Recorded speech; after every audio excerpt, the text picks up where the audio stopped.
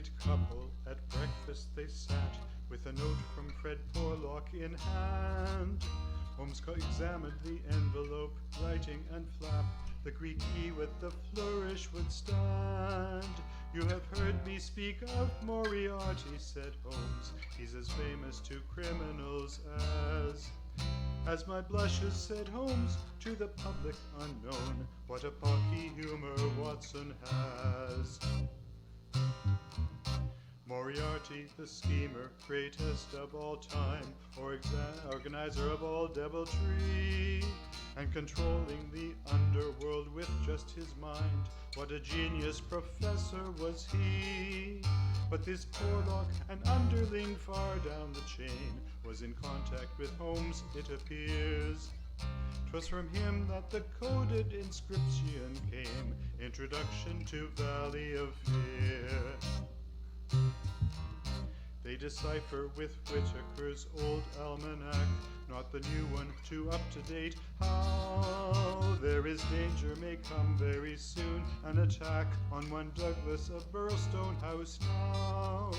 But no answer had Sherlock deciphered the code. Then Inspector MacDonald came by. But on seeing the message, it's witchcraft he quotes. Mr. Douglas of Burlstone had died. Holmes and Watson together with Inspector Mac from Victoria Station depart. They reach Burlstone in Sussex, it's just down the track, and are met by White Mason with cart.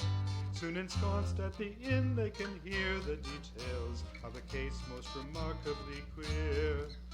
It's a real downright snorter, the press will hightail to the case of the Valley of Fear.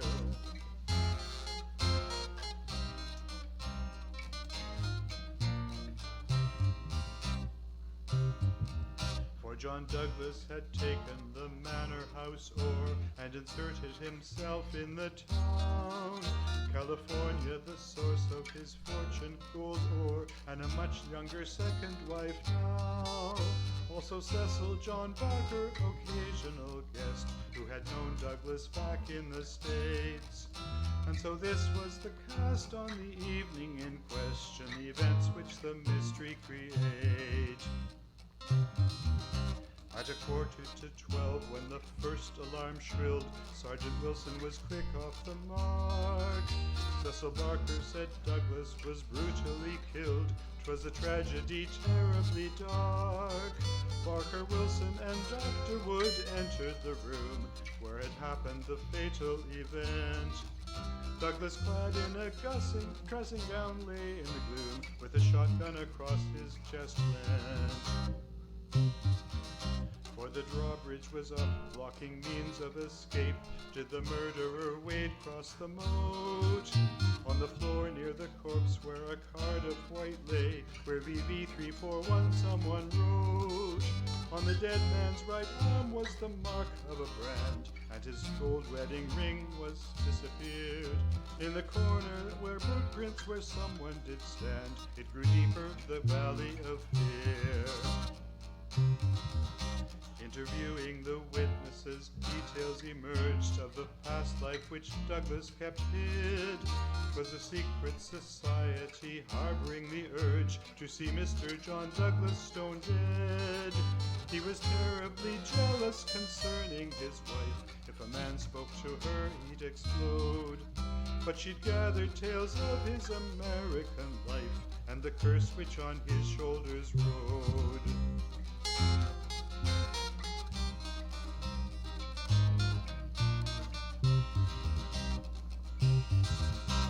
We never get out of the Valley of Fear.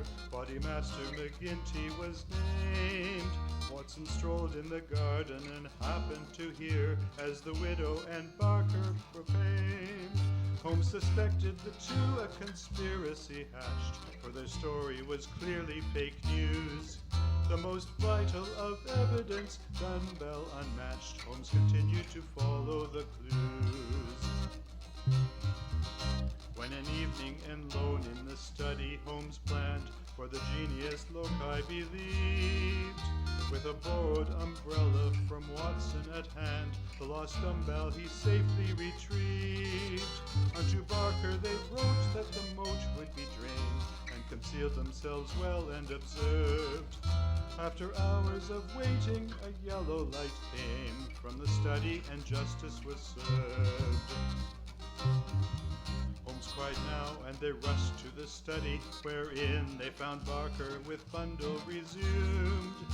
When the widow arrived in a state of chagrin, non-dead Douglas emerged from the gloom, for his would-be assassin was shot in the face. They had switched his clothes, so it appeared. It was Douglas who died, and his body replaced in the end of the Valley of Fear. For the scourers of Vermissa Valley had been infiltrated by Pinkerton's man, in the guise of McGinty, who's actually Bertie Edwards. He upset their plan.